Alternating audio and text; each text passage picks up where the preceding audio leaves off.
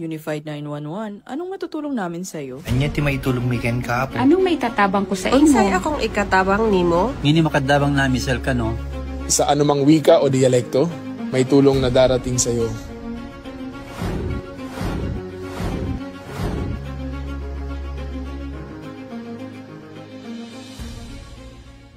Lilingkod sa bawat Pilipino at magbibigay ng tamang impormasyon para sa tahimik at maayos na Pilipinas. Police News Network, alagad ng batas, tagapagtaguyod ng balitang pulis, sandigan ng mamamayan, patnubay ng katotohanan.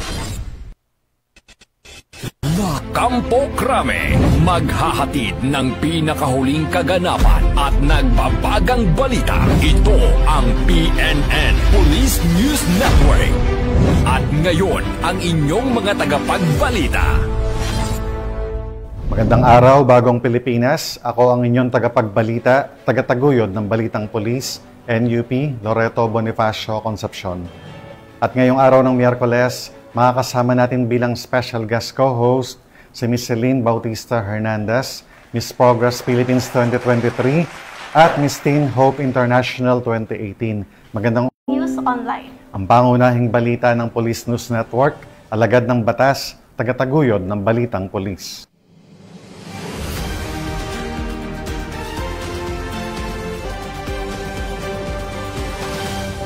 Narito ang mga balitang dapat niyong abangan.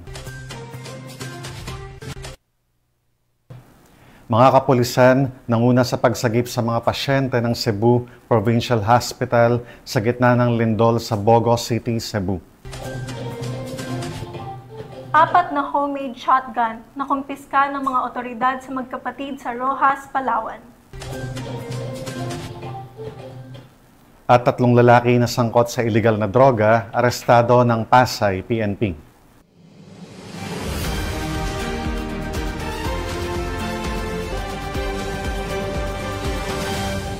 Narito ang mga balitang hatid ng ating PNN correspondents mula sa iba't ibang panig ng bansa.